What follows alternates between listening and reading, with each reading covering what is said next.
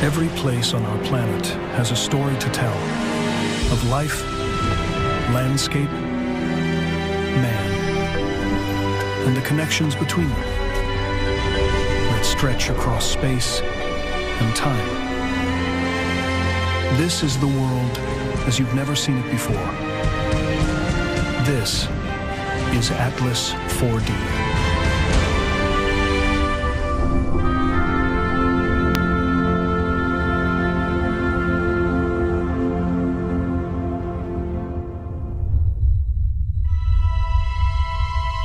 Earth, an island of life in the lonely desert of the cosmos. The chances of life developing here were next to none, and yet it did. Down here, another isolated world, floating in another vast emptiness, the Hawaiian Islands. Nature's greatest experiment in evolution. An experiment that asked a big question. What would happen if you put the most active volcano on the planet in the wettest place on the planet?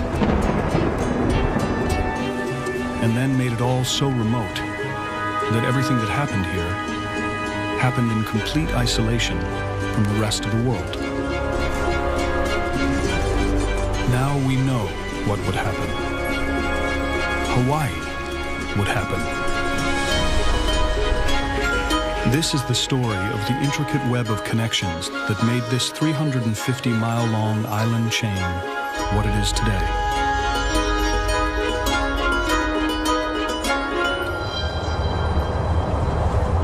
Thousands of miles from the nearest land, in the middle of the Pacific Ocean, almost 1 million years ago, the youngest of the Hawaiian Islands, called Hawaii, or the Big Island, was busy being born. But not up here. Down here.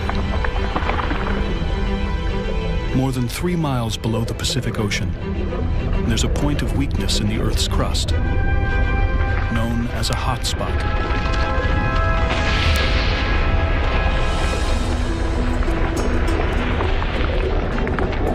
Superheated molten rock forced its way out, billowing into the ocean, where it instantly cooled and hardened.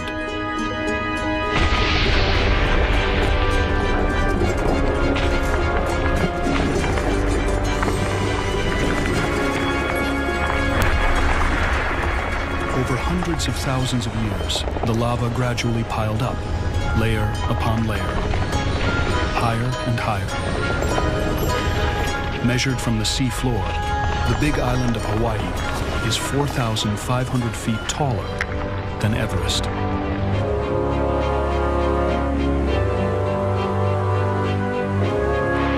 It's so tall that it supports 11 of the world's 13 climate zones.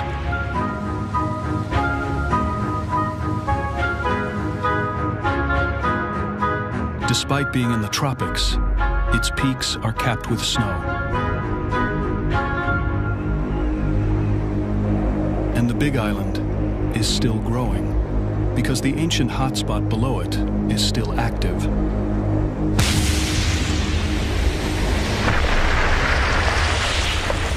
And it's still plenty hot. Hot enough to make a complete spectacle of itself.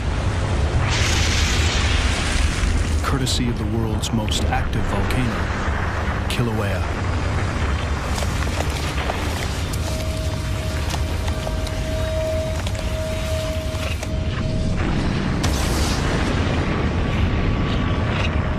Kilauea produces enough lava to pave 20 miles of 2-lane highway every day.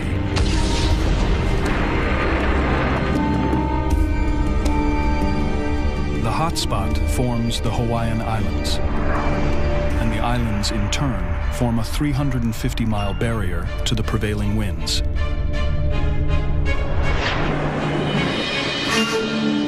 The trade winds, to be precise.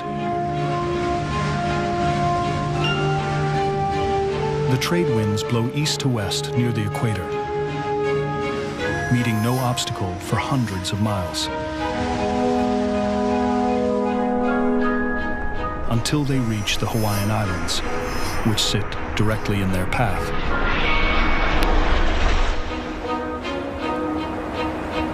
Hitting this enormous barrier depletes the force of the wind and leaves a trail of calmer air to the west of the islands. In 2001, NASA scientists discovered that this wind trail extends not just a mile or two, but for nearly 2,000 miles, 10 times longer than any other wind trail on Earth. And it causes a mysterious effect unique to Hawaii. The wind trail drives a current of warm water that stretches all the way to Asia, over 4,000 miles, a quarter of the way around the globe. These calm, warm waters are the annual destination for one of the planet's most magnificent species, humpback whales.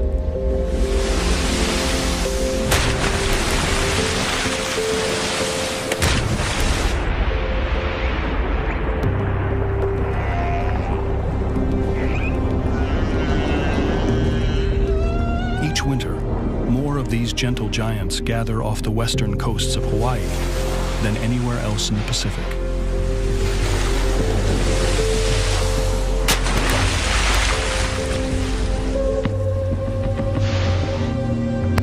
They travel over 3,000 miles from the North Pacific because Hawaii provides a safe haven to breed and raise pups, far away from their chief predators, Alaska's killer whales.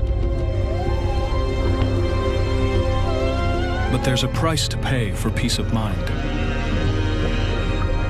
Humpback pups can feed on their mother's milk, but for the adults, there's nothing to eat. This area is so low in nutrients that scientists call it a pelagic desert, a desert in the open sea.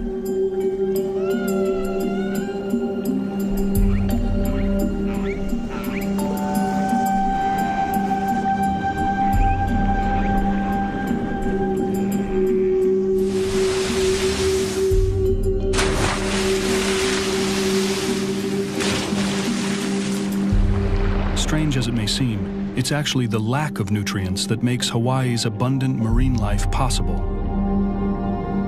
It all begins with the coral. Coral is part plant. To survive, it needs sunlight for photosynthesis. It needs clear water. If the ocean here were rich in nutrients, algae would breed, clouding the water, starving the coral of light.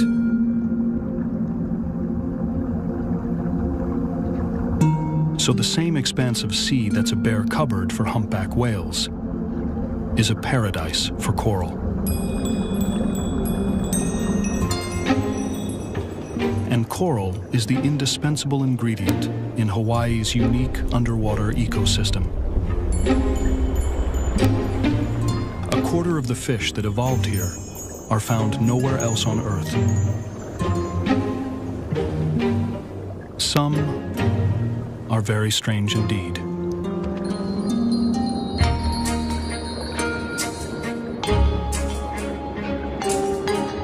To catch their prey, these Hawaiian garden eels disguise themselves as grass.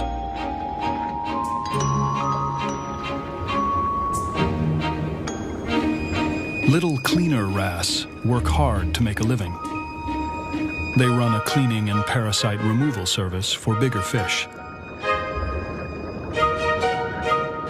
And they throw in dental work for free. But Hawaii's coral reefs are more than just home sweet home to exotic species of fish. A lot more. They are the last link in the chain of phenomena that creates these monsters.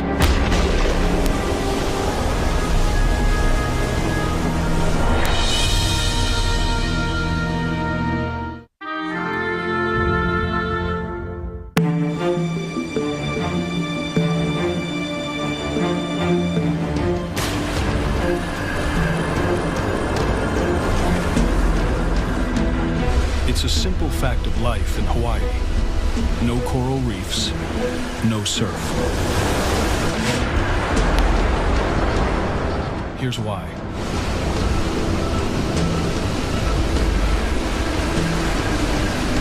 The reefs are the surprise ending in a long saga that begins with powerful storms in Australia to the south and Alaska to the north. These tempests drive waves across vast distances toward Hawaii. As they travel, they join together, creating huge Pacific swells. But monster surf is not caused by waves alone. It relies on something else, something bigger, something Hawaii also has one or two of. Volcanoes.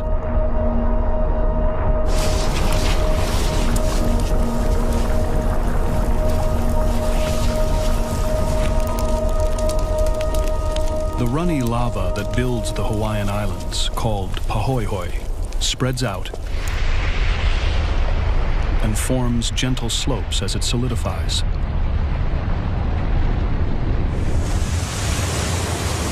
But when the lava hits the sea, it cools rapidly, forming steep underwater slopes. It's this hard fact that the waves come up against.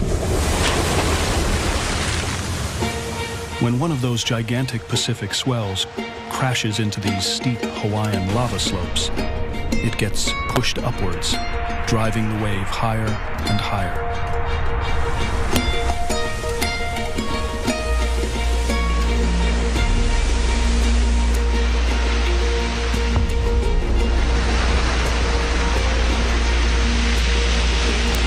Until finally, it hits a coral reef.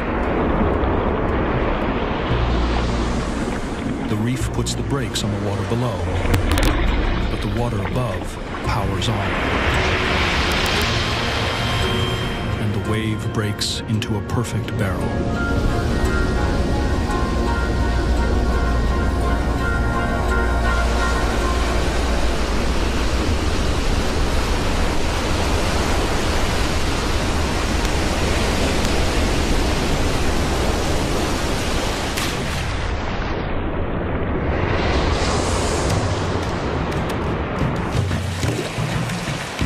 Hundreds of years ago, in dugout canoes like these, Hawaiian fishermen would speed their journey home by catching a big wave back to shore.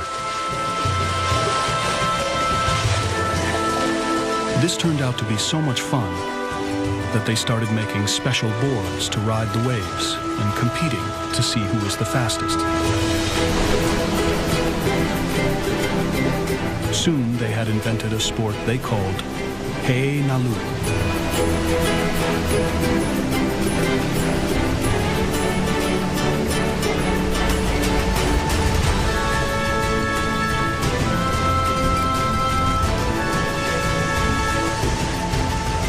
But there would have been no Hawaiians to invent surfing, if not for some help from a most unlikely character. A bird, the Pacific golden plover. Every winter, these birds migrate from the South Pacific to their breeding grounds in the Arctic, pausing in Hawaii for a pit stop. Just 1,400 years ago, the Hawaiian Islands were uninhabited, undisturbed, undiscovered, a good place to take a breather. The golden plovers set off from south to north as usual.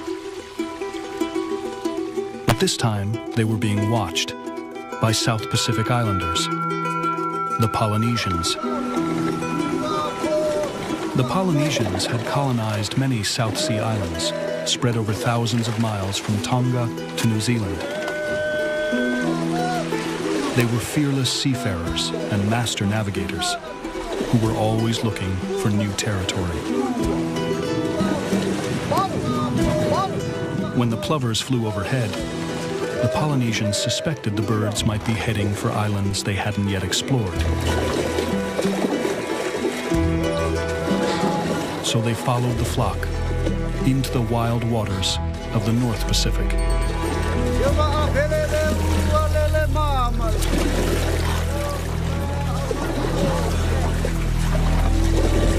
They couldn't keep up with the streams of birds for long.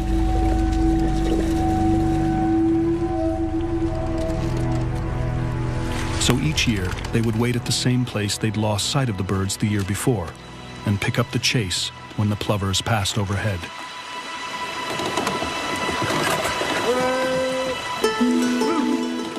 In a remarkable feat of generational stamina, the Polynesians tracked the plovers for almost 400 years, but it paid off. Around 1000 AD, the golden plovers led them to Hawaii.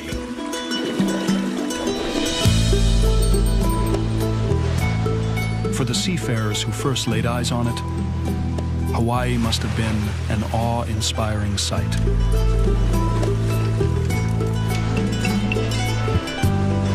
But before the Polynesians could become Hawaiians, the islands themselves would have to undergo a dramatic transformation.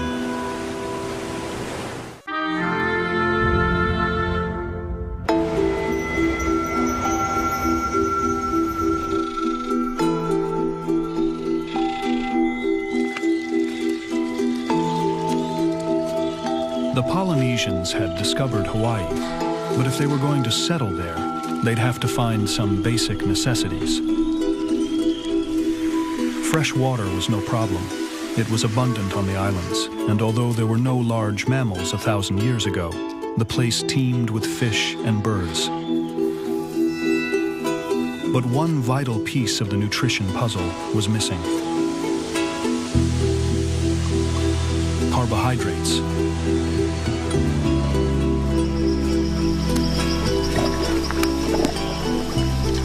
Fortunately, the Polynesian adventurers hadn't come empty-handed. They'd brought an old and trusted friend from their home islands, the taro plant.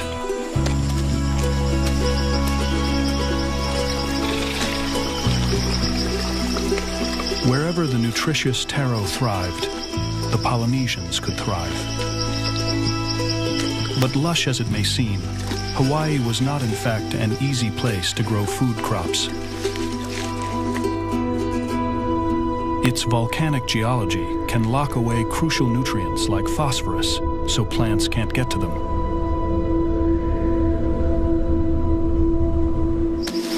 Luckily, Hawaii's lava landscape presented not only the problem, but the solution.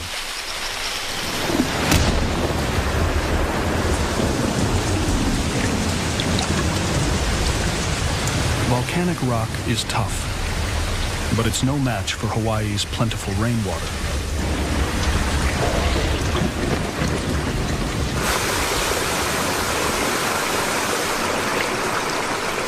More than 22 billion gallons can wash over the islands every day, leaching nutrients from rock and organic matter along the way. By the time it's funneled down to the valley floor, the water has become rich in the nutrients plants depend on. And here, Hawaii's geology teamed up with the taro's biology. Where most plants would drown, taro has a kind of breathing tube in its stem that allows it to prosper in Hawaii's waterlogged conditions. The Polynesians pounded the taro into a carbohydrate-rich paste, poi, a Hawaiian staple to this day, which can resist spoilage for years. And Hawaii had another gift for the Polynesian farmers, one they'd never encountered before in all their wanderings. It came from up here, the Big Island's volcano, Mauna Kea.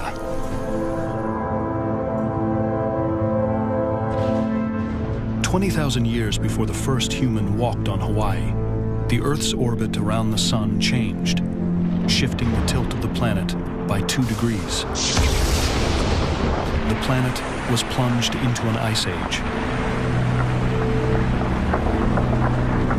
The sudden big freeze created an ice cap right on top of Mauna Kea, which proved to be a very lucky thing for the Polynesians. Lava erupting under the ice cap cooled much faster than it ordinarily does. The quick chill produced a super hard rock called Hawaiiite.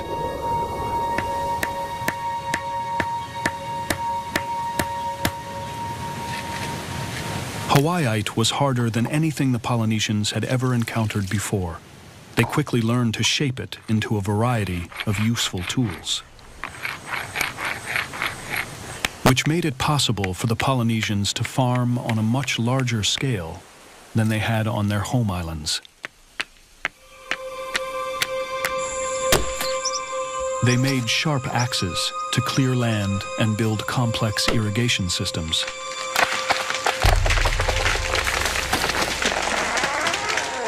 They made chisels and knives, hoes and spades.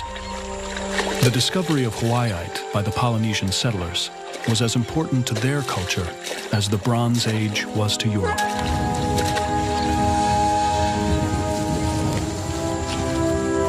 It transformed Hawaii's landscape in ways that can still be seen today. Polynesians became Hawaiians.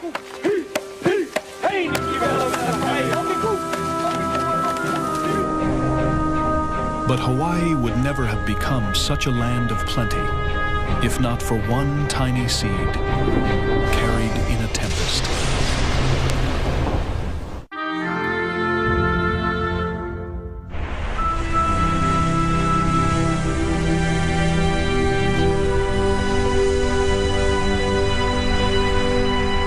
When the Hawaiian Islands first emerged from the Pacific, they were virtually lifeless.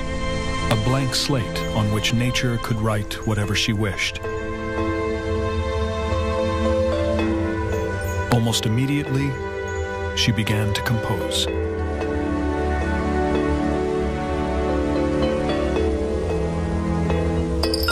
The first obstacle to overcome was the island's sheer remoteness. Separated from the nearest continent by thousands of miles of ocean, the odds were stacked against any life reaching here at all. But life somehow managed to beat the odds. The first to do it were plants. They owe their whole existence on Hawaii to the weather.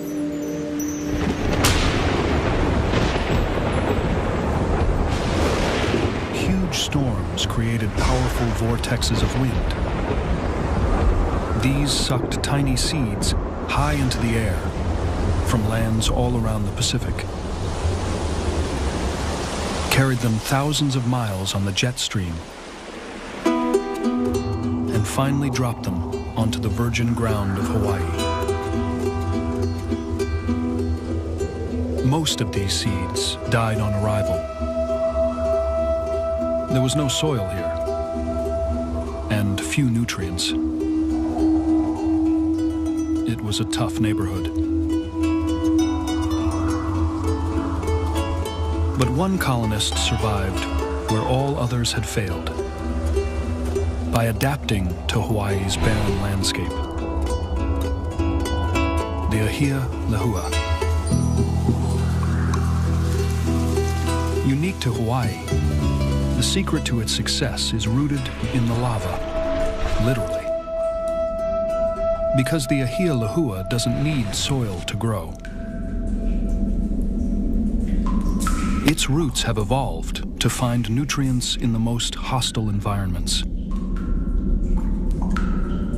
Even in the maze of dank tunnels that riddle the underground landscape of Hawaii. Tunnels that are only here because of a remarkable volcanic phenomenon.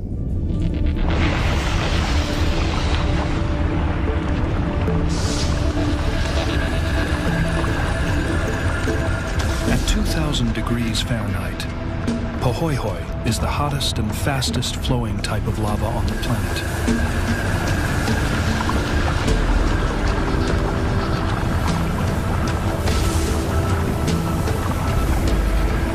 Like cooling oatmeal, it quickly forms a skin when exposed to air. A skin that eventually encases the lava stream in a tunnel, a lava tube.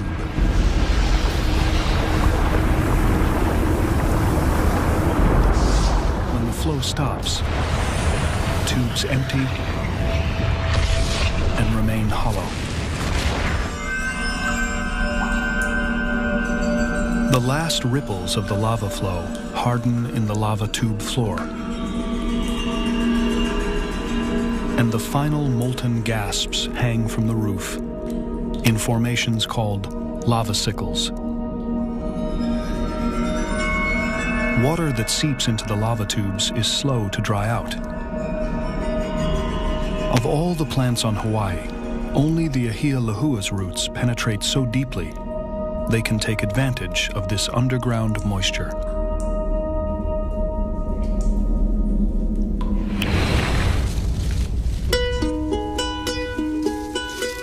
The ahia lahua was so successful, millions of these trees now cover the islands and can grow to be over 80 feet tall.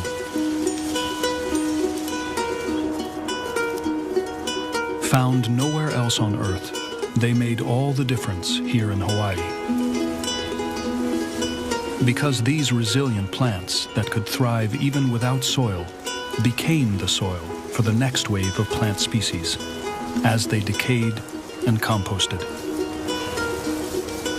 And so, the Hawaiian Islands gradually changed from desolate black to lush green.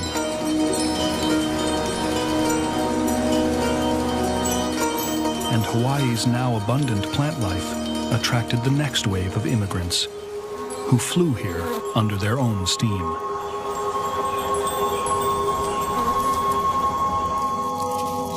Bugs. But not just any bugs. Meet the fruit fly. Now, everyone knows that Hawaii is the place for hot-blooded young lovers, and flies are no exception. A little rough stuff between the guys competing for the gals.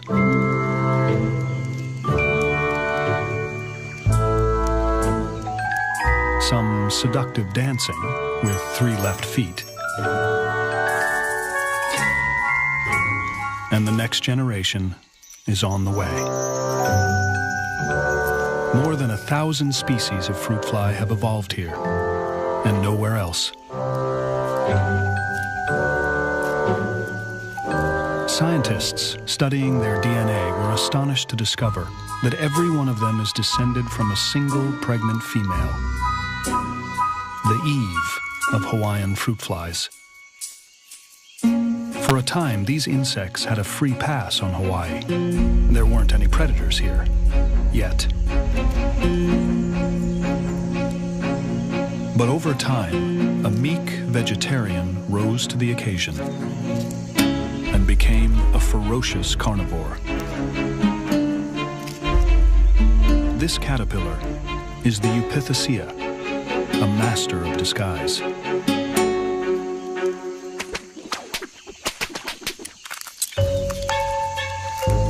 Hundreds of species of Eupithecia exist all over the world, but Hawaii is the only place where they eat meat.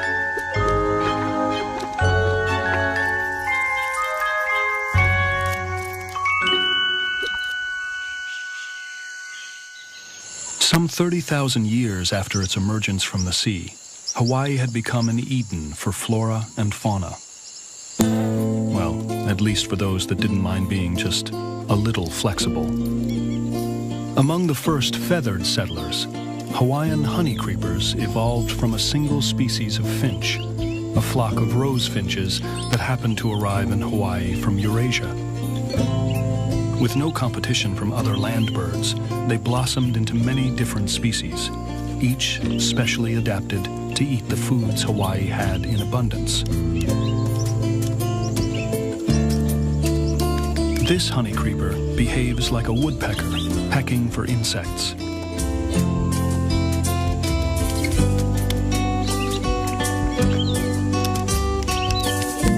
This one sucks the sap from trees.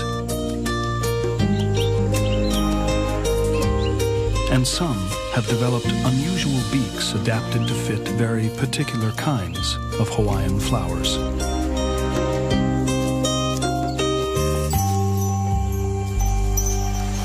Many honey creepers were wiped out by disease after the first human settlers arrived. But it wouldn't be long before the Hawaiians found themselves on the brink of extinction.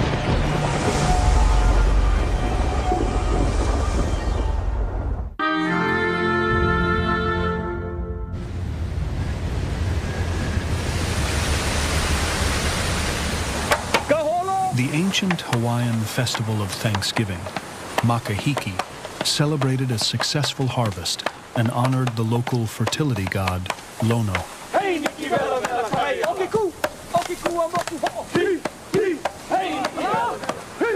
Hawaiian mythology prophesied that Lono would visit during this festival and arrive by sea. And sure enough, during one Makahiki, a huge sailing ship hove into view.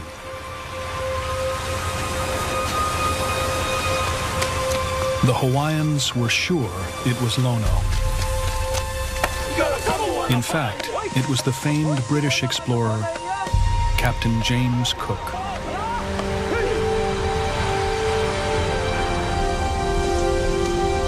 Cook arrived at the Big Island on January 16, 1779. He was welcomed as a god and did nothing to deny it. The British exploited this case of mistaken identity to the hilt, repairing their ships and taking on food and water. They stayed 19 days. 19 days that would change the history of Hawaii forever. When Cook set off, bound for home, the weather closed in.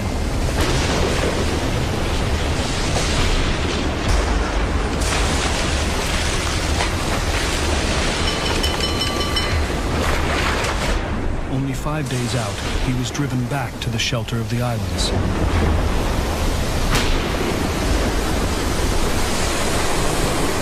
This time, there was no divine welcome. Surely a god would have been able to control the weather.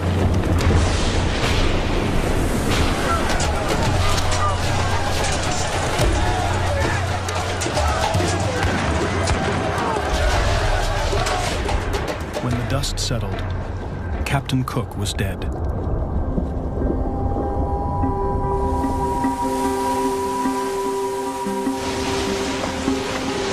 But his crew lived to tell the tale. And that meant Hawaii's centuries of isolation were at an end. Within 10 years, outsiders were racing to exploit the newly discovered islands. Sandalwood was shipped to China. Guano went to North America to make fertilizer. Whole colonies of sooty terns were killed off for their exotic tail feathers, shipped off to grace the latest hats in Paris, London, and New York. But some American entrepreneurs weren't content to simply export the natural treasures they found in Hawaii. They wanted the place itself. And they wanted it because of its climate. Hawaii's climate is determined by its isolation. Winds that reach its remote shores have blown across thousands of miles of ocean, picking up tons of moisture along the way.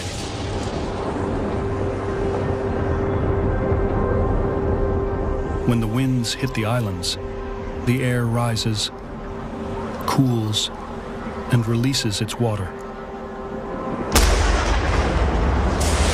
Over over 450 inches of rain can fall on this side of the island of Kauai every year, making it the wettest place on Earth. All this water, along with the abundance of sunshine, made 19th century American businessmen see dollar signs. In Hawaii, they had found the ideal conditions for growing the big money crop of the day: sugar. But there was a hitch. They needed local manpower to build and farm the plantations. And Captain Cook's visit had made that somewhat problematic.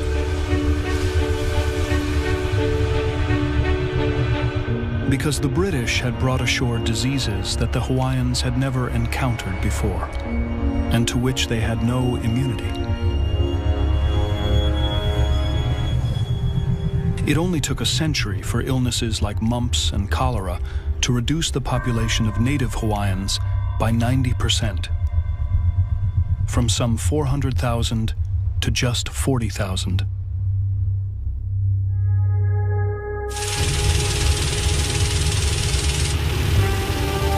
Which meant that more than 300,000 workers had to be shipped in from all over the world. Just 100 years after the first plantations started up, sugar farming had become a massive success, churning out more than 1 million tons of the stuff each year. So a chance encounter with a British explorer back in the 18th century explains why today Hawaii is home to Chinese, Japanese, Vietnamese, Portuguese, and Filipinos. The Hawaiian Islands are one of the most ethnically diverse places on Earth.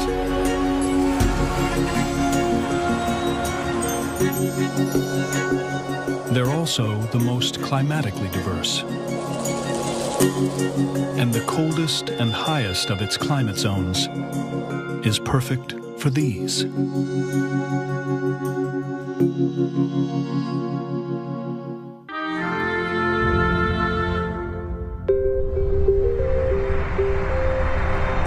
From space, the human footprint shines brightly, maybe a little too brightly. Light pollution means the night sky in most parts of the world is no longer jet black, but dull gray. Out in the middle of the Pacific Ocean, far away from the bright lights of North America, it's a different story. The dark sky has made this the perfect place for stargazing. The world's largest collection of space telescopes, the Mauna Kea Observatory.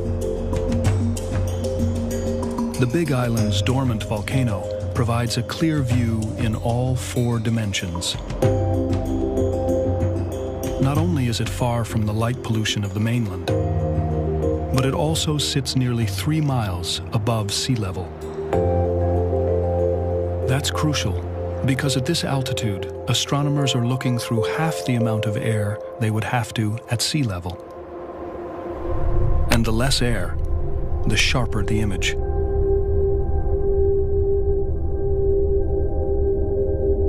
Hawaii's telescopes have helped us to discover moons of Jupiter and Saturn that we never knew existed. Planets outside our solar system, and even entire galaxies that had never been seen before. But this location won't be ideal forever,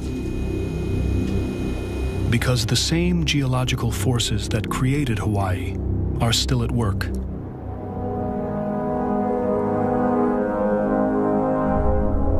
The entire Pacific plate is moving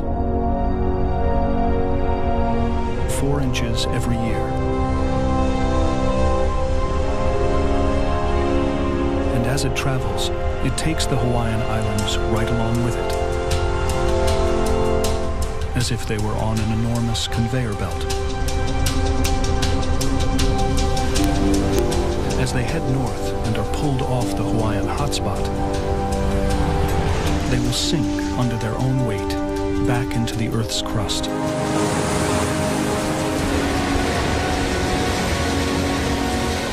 At the same time, waves, wind, and rain will gradually erode them away to mere atolls. In only 10 million years, a hiccup in geological time, the mountainous island of Kauai, more than a mile high, will disappear beneath the waves. It'll look like this, a tiny island which itself was once a great mountain.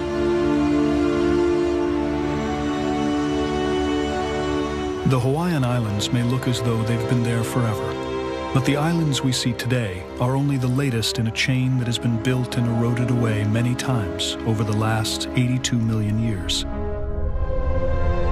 The result is a range of underwater mountains that stretches all the way to Alaska. At the far end, nearly 3,000 miles away, is a fiery grave in the Aleutian Trench, where the islands are swallowed back into the earth. But that's not the end of the story. Not by a long shot. Because deep under the ocean, at the start of the chain, that original hotspot is still hard at work.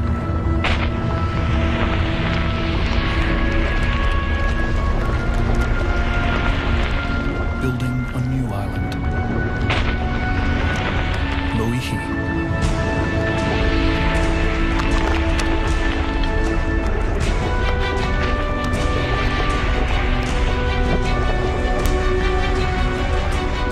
Only 3,000 feet below the ocean surface, it's already bigger than Mount St. Helens.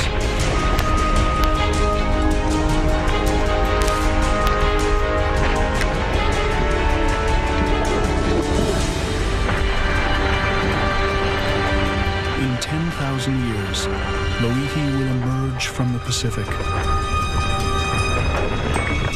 A blank sheet on which nature once again can compose her ancient tale.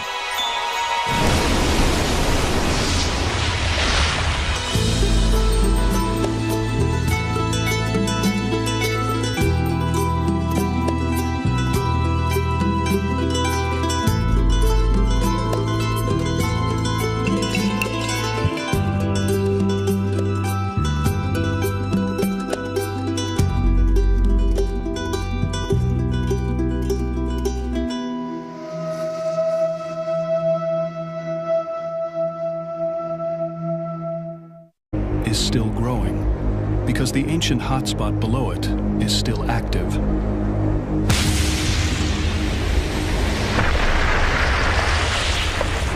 And it's still plenty hot.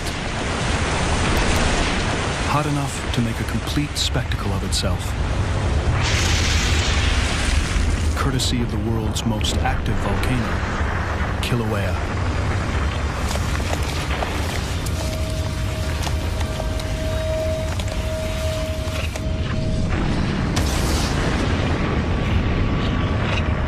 Kilauea produces enough lava to pave 20 miles of two-lane highway every day.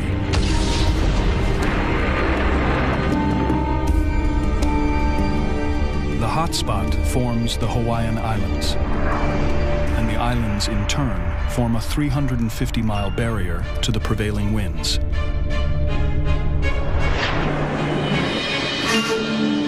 The trade winds, to be precise.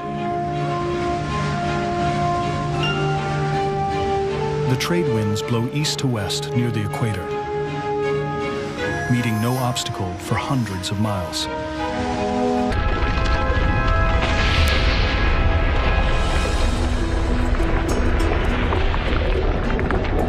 Superheated molten rock forced its way out, billowing into the ocean,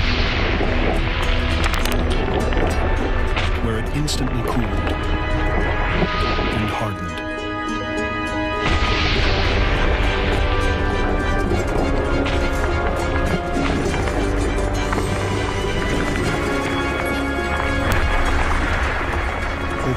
hundreds of thousands of years, the lava gradually piled up, layer upon layer, higher and higher. Measured from the sea floor, the big island of Hawaii is 4,500 feet taller than Everest.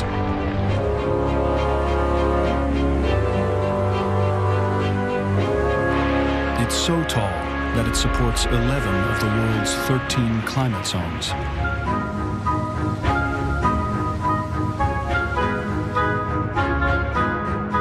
Despite being in the tropics, its peaks are capped with snow. And the Big Island, most active volcano on the planet, in the wettest place on the planet. And then made it all so remote that everything that happened here happened in complete isolation from the rest of the world. Now we know what would happen. Hawaii would happen. This is the story of the intricate web of connections that made this 350-mile-long island chain what it is today.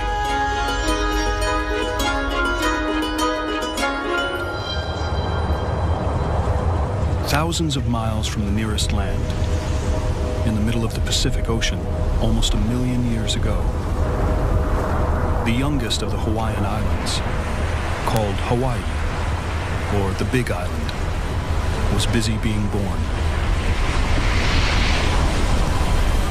But not up here. Down here. More than 3 miles below the Pacific Ocean, there's a point of weakness in the Earth's crust, known as a hot spot. Every place on our planet has a story to tell of life, landscape, man, and the connections between them that stretch across space and time. This is the world as you've never seen it before. This is Atlas 4D.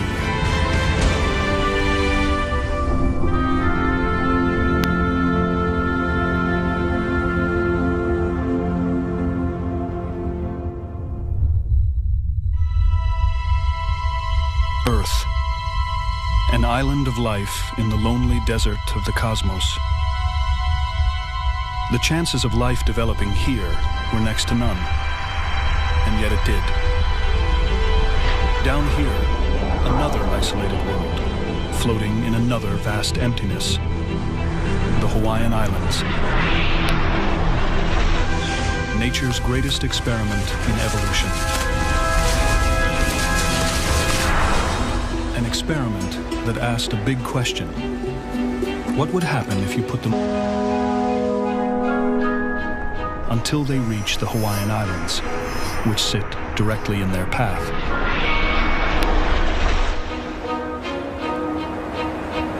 Hitting this enormous barrier depletes the force of the wind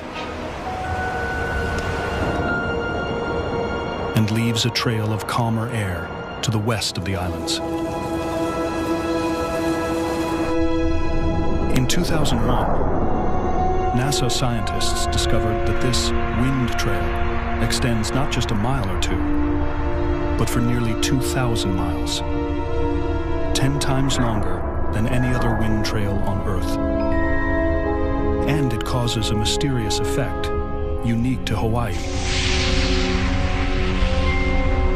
The wind trail drives a current of warm water that stretches all the way to Asia, over 4,000 miles, a quarter of the way around the globe.